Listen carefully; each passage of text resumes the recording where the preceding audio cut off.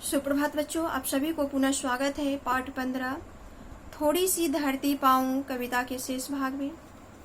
यह कविता प्राकृति प्रदत्त है। लेखक सर्वेश्वर दयाल सक्सेना जी पर्यावरण को बचाए रखने के लिए संकेत कर रहे हैं। आइए इस शेष भाग को पढ़ते हैं। पहले आदर्श वाचन करते हैं, फिर भावार्थ जानेंगे। हो सकता है कहीं शांत चौपाए घूम रहे हो सकता है कहीं सहन में पक्षी घूम रहे हो, तो विनती है यही कभी मत इस दुनिया को खोना, पेड़ों को मत कटने देना, मत चिड़ियों को रोना। एक एक पत्ती पर हम सबके सपने सोते हैं, शाखें काटते पर वे भोले शिशु सा रोते हैं। पेड़ों के संग बढ़ना सीखो, पेड़ों के संग खिलना, पेड़ों के संग संग इतराना, पेड़ों के संग हिलना। बच्चे और पेड़ दुनिया को हरा भरा रखते हैं, नहीं समझते जो दुष्कर्मों का वे फल सकते हैं। आज सभ्यता वहशी बन पेड़ों को काट रही है, जहर फेफड़ों में भरकर हम सबको बांट रही है। आइए इनकी इस सुंदर सी पंक्तियां हमें क्या सीख दे रही है, क्या संदेश दे रहा है, कविता के भावार्थ जानते हैं। हो सकता है कहीं शांत चौपाए घूम रहे हो सकता है कहीं सहन में पक्षी घूम रहे हो। कवि कहते हैं कि ऐसा भी हो सकता है कि जहां वन जंगल शांत हो, एकांत हो, वहां चार पैर वाले जानवर घूम रहे हो। चौपाए माने चार पैर वाला जानवर। हो सकता है शहर में पक्षी झूम रहे हैं। बाग बगीचों में घने जंगल पर पक्षी अपना घोंसला बनाता है, अपना घर बनाता है और वह अपने घरों में बड़े आनंद पूर्वक रहता है, मस्ती में झूमते हुए रहता है, जीवन का आनंद लेता है।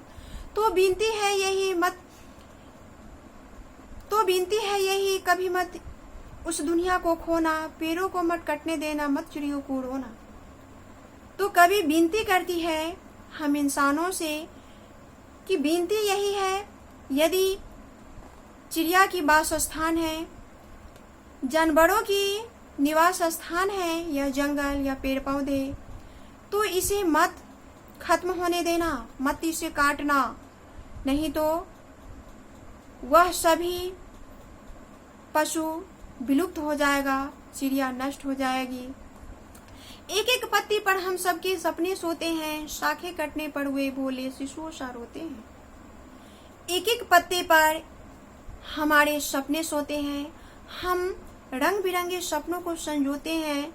इस पेड़ पौधों की बदौलत ही हमारा जीवन तभी संभव है जब पेड़ पौधा है, पर्यावरण सुरक्षित है। यदि हमारा पर्यावरण सुरक्षित नहीं रहा तो हमारा जीवन भी संभव नहीं है। जब पेड़ पौधा कट जाएगा, सारा नष्ट हो जाएगा, तो मनुष्य का जीवन का भी अंत हो जाएगा। जब पेड़ पौधों की शाखाएं टहनी कटती है तो वह भी छोटे से शिशुओं की भांति रोता है, पर हम उसके दर्दों को नहीं समझ पाते हैं। इंसान इतने स्वार्थी है कि वह अपनी स्वार्थ को की पूर्ति के लिए पेड़ पौधों की आंसुओं को नहीं देखता। वह भी हमारे तरह आंसू गिराते हैं, उन्हें भी दर्द होता है, पर हम वह मूक है, उनकी दर्दों को नहीं समझते हैं, या समझकर भी नजरअंदाज कर देते हैं अपनी स्वार्थ की पूर्ति के लिए। पेड़ों के संग बढ़ना सीखो, पेड़ों के संग खिलना, पेड़ों के संग संग इतराना, पेड़ों के संग हिलना। आगे कवि कहते हैं कि पेड़ों के संग ही जीना सीखो, क्योंकि पेड़ से ही हमारा जीवन संभव है। पेड़ है तभी हमारा जीवन हंसता है, खिलता है, फूलों की भांति चहकता है। यदि पेड़ ना हो तो हम मुरझा जाएंगे, हमारा जीवन खत्म हो जाएगा।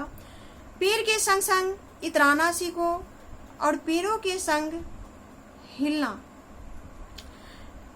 बच्चे और पेड़ दुनिया को हरा भरा रखते हैं, नहीं समझते जो दुष्कर्मों का फल चखते हैं। जैसे परिवार को हंसते खेलते रखते हैं एक छोटा सा बच्चा, परिवार की खुशियां बच्चों में ही निहित होती है। परिवार की खुशियां बच्चों की किलकारियों से ही गूंज उठता है। उसी प्रकार पेड़ पौधे संपूर्ण इस दुनिया को हरा भरा रखता है, और जो इस बात को नहीं समझता है वो अपने इस बुरे काम का फल भुगतता है। आज सभी वहशी वन पेड़ों को काट रही है, जहर फेफड़े में भरकर हम सबको बांट रही है। आज जो इस हरी भरी दुनिया को नष्ट कर रहा है, असभ्य इंसान, वहशी दरिंदे, वो ये नहीं समझ रहा है कि हम अपने ही हाथों से हम अपने जीवन को नष्ट कर रहे हैं। हम खुद अपने जीवन को बर्बाद कर रहे हैं। जैसे पेड़ पौधों को हम अनाधुन उपयोग में लाते जा रहे हैं अपने दैनिक जीवन के लिए, एक दिन इस पेड़ पौधा का अंत हो जाने के बाद हमारा भी अंत सुनिश्चित है। जो सभ्यता के निर्माण हमने वर्षों पहले, शताब्दियों पहले से करते आ रहे हैं और कर रहे हैं, जब पेड़ पौधा नष्ट हो जाएगा तो ये हमारी बसी बसाई दुनिया भी उजड़ जाएगी, उजाड़ हो जाएगा, खत्म हो जाएगी यह दुनिया। पेड़ पौधे से हमारा जीवन जन्म से लेके मृत्यु पर्यंत तक संभव है। जब मनुष्य जन्म लेता है तो भी वह लकड़ी की पालना में झूलता है। वह खाता है, सोता है, बैठता है। वह अपने जीवन के जो भी गतिविधि करता है, जो भी क्रियाकलाप करता है, इस पेड़ पौधों से ही संभव है। पेड़ पौधे के बिना तो हमारी जीवन की कल्पना ही नहीं हो सकता है। हम सांसें लेते हैं वो भी इस पेड़ पौधे की बदौलत। हम खाते हैं वो भी पेड़ पौधे से ही प्राप्त होता है। जब इंसान अपनी पूरी जिंदगी जीकर मृत्यु को पर्यंत हो जाता है तो भी उसका दाह संस्कार के लिए भी लकड़ी की ही आवश्यकता होती है। और वो लकड़ी हम कहाँ से प्राप्त करते हैं? वन जंगल से प्राप्त करते हैं, पेड़ पौधे से प्राप्त करते हैं। तो आप लोगों ने एक लोकोक्ति सुना होगा, जीती लकड़ी मरते लकड़ी, देख तमाशा लकड़ी का। अर्थात पूरे जीवन ही इस लकड़ियों के इर्द गिर्द ही बीतता है, गुजरता है। तो लकड़ियों के बीच हमारा जीवन क्या है? एक तमाशा है। हम जो प्राणवायु के रूप में ऑक्सीजन लेते हैं, वह ऑक्सीजन भी हमें इस पौधा से ही प्राप्त होता है। यदि हम सभी पेड़ पौधों को, सभी वन जंगल को अनाधुन अपनी स्वार्थ की पूर्ति के लिए दिन प्रतिदिन काटते रहें तो एक दिन तो अंत होना ही है इसका। ऐसा तो नहीं कि इस पृथ्वी की जितने भी चीजें हैं वह नश्वर नहीं है, सब कुछ नश्वर है। यदि हम उसे बिना संरक्षित किए हुए, उसे बिना बचाव किए हुए सिर्फ और सिर्फ उसका उपयोग करेंगे तो अंत तो होगा ही ना। और जब पेड़ पौधे की अंत हो जाएगी तो मनुष्य का जीवन कतई भी किसी प्रकार भी संभव नहीं है। तो यह कविता पर्यावरण को बचाने के लिए हम लोगों को प्रेरित कर रहा है।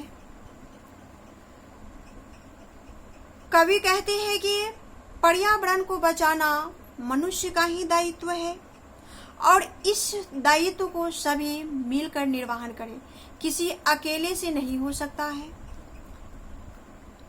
यह कविता हम सभी को, आप सभी को वृक्ष लगाने की ओर प्रोत्साहित कर रहा है। आइए हम सभी यह संकल्प लें कि एक पेड़ काटने से पहले हम 2 पेड़ लगा दें। तो बच्चों, मैं आशा करती हूँ पर्यावरण के महत्व को आप समझे होंगे और आप भी एक पेड़ काटने से पहले 2 पेड़ लगाएंगे और अपने से बड़ों को भी इस बात की जानकारी देंगे कि पेड़ पौधे हमारे लिए कितने महत्वपूर्ण हैं। मैं आशा करती हूँ थोड़ी सी धरती पाऊँ कविता आप सभी को समझ में आया होगा। धन्यवाद।